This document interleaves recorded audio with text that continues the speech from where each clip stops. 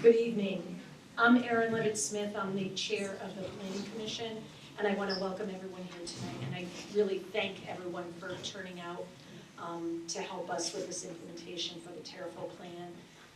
As you know, our Board of Selectmen set aside money for us to be able, and the town planning staff to do this plan. And Terrifil was the first village that was selected, and I just want to thank again all the people in Terrifil and the Terrifil Neighborhood Association who have been such wonderful partners with us and with the town planning staff. And I want to thank George and Brittany from the planning department in town who have been really stellar and really wonderful to work with. So thank you for all those that have been working. So if I can, I just want to acknowledge the people from the Planning Commission that are here tonight. So we have Bill Rice, Holly Bem, Julie Eaton, Nick Crisatelli, and Angel Goldman. Where's Angel? There's Angel. So, and I know we have other officials here. We have Kevin Beal and Bruce Elliott from zoning. And we also have the Board of Selectmen here. We have our first selectman, Wendy McStudis. And then we have Steve Antonio, Heather Getz. Am I missing anybody else from the board? Did I get everybody? Okay, good. Oh yes, thank you, Mark. Where's Mark? How can I forget the town manager? Mark Nelson. So, so thank you to all, all town officials that have come out too. So I'm going to turn it over to Brittany, and she will start us out. Thank you, Erin. Welcome. Thank you everyone for coming tonight, and not just for tonight. There's so many familiar faces here that have been through this, with us through this entire process. We love seeing you, for coming out time and time again, and this document would not be what it is without your continued help and your support. So thank you. You want me to hit the light? Oh yeah, that'd be great. So we're just going to hit the light so it'll be much easier for you to see.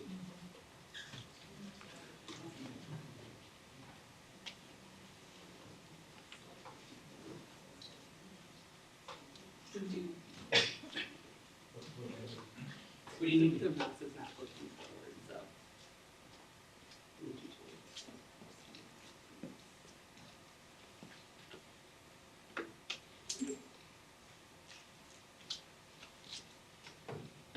Okay. So I wanted to quickly start at the beginning of the process. I know many of you are aware. This was one of the action items in our 2024 POCD, our Plan of Conservation and Development. It was, one of the action items was to promote various villages and Simsbury Center in order to guide future growth while maintaining these areas as senses of place. Terrifil was chosen as the first village to enact a formal planning process to achieve this, and the Board of Selectmen allocated funding in its FY 24-25 budget to hire a consultant to assist with the study process. After a selection process with the Planning Commission, our consultant SLR was selected to help us assist in the creation of the study. In August 2024, we embarked on a robust community outreach plan.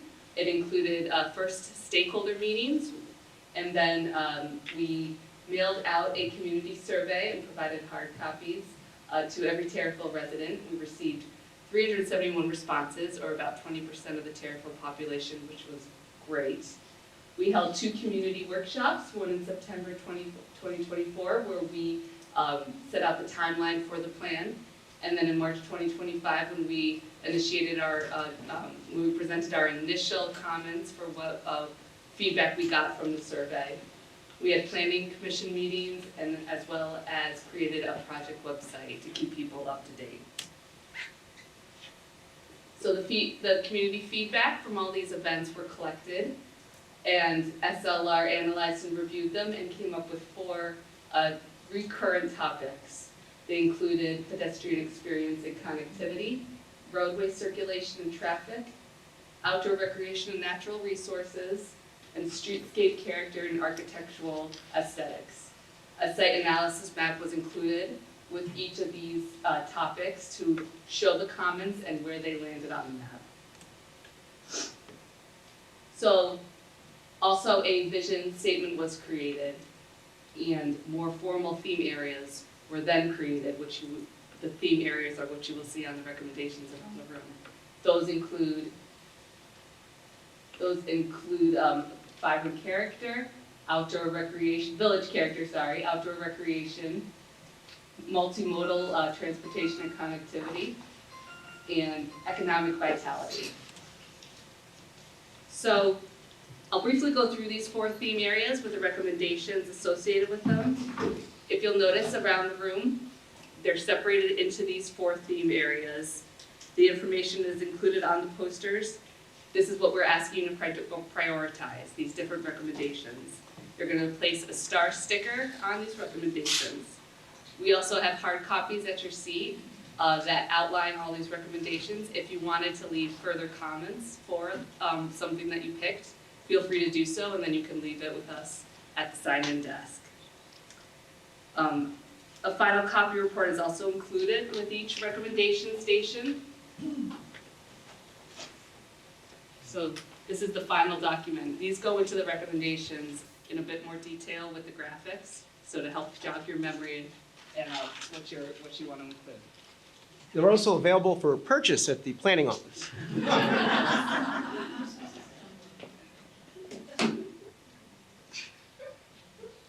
They are.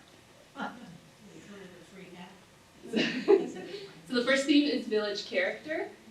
These include recommendations such as updating the gateway signage, the major gateway signage and more minor gateway signage, improve streetscapes and experience and aesthetics, create unique signage, wayfinding signs, branding for the village, develop a village district zoning regulation, which would include things such as parking restrictions and sustainable and environmentally appropriate guidelines, create style guidelines and architectural aesthetics, such as a historic district, a focus on property maintenance and beautification efforts.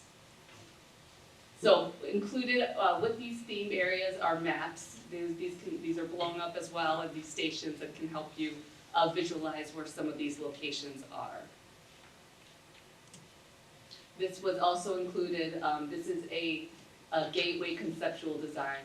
This helps to visualize what some of the recommendations are for this theme area.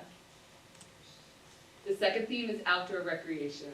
This includes improving river access and views, so including more public viewing access points to the river, create more usable trail networks, greater connectivity to trails, as well as improving upon parks, the Terriffill Park, as well as open space, such as the Village Green.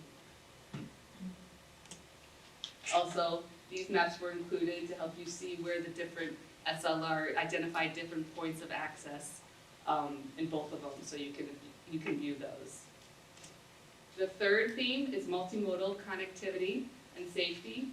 These recommendations include improving the pedestrian experience, for example, closing gaps in the sidewalks, creating crosswalks, a more safe crosswalk network, increasing ADA accessibility, exploring traffic calming measures, preparing a traffic study for the village, as well as coordinating with DOT to evaluate and improve Route 315.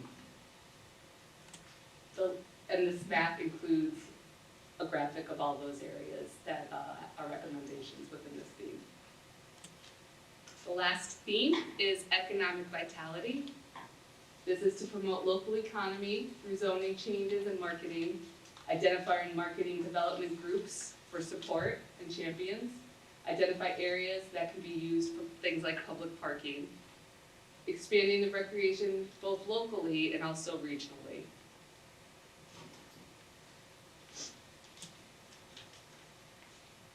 So this implementation phase is one of the most important phases of the planning study. Recommendations were made, but priorities, cost considerations were not identified within the plan. So we're going to utilize feedback, such as for tonight. Planning staff will work with other town staff and the planning commission to finalize this plan. The town will utilize the plan to help prioritize these items. So again, different directions for tonight's activity. Poster boards are set up around the room. You were provided 10 stars, so please place your stars next to your priority items. Again, the packets that you have with you can be used if you have more comments, if desired, and then you can hand them back to us at the end of the night.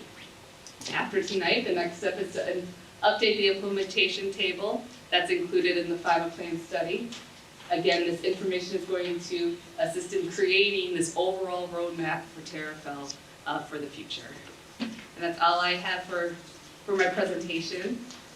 You can begin perusing the room. For over 40 years, SCM has been the voice of our town, bringing us together through local programming, education, and live broadcasts. SEM isn't just about television. It's about empowering our community, ensuring our voices are heard during government meetings, and celebrating milestones like our high school graduations. But today, SEM faces a challenge. Our funding structure is based on television subscriptions. And it's no secret, people have been cutting the cord. With a shift to internet-only subscriptions, SEM receives less revenue, even though all our programming is freely available online. We need your support. We need your support. We need your support. We need your support. We need your support. Your donation can make a difference. It will ensure that SCM remains open, continues to educate our youth, and keeps our community informed. Thanks to SEM, I've been honing my creative skills, helping me work towards my college degree. SCM is crucial for keeping our community connected. SCM isn't just here to broadcast local events.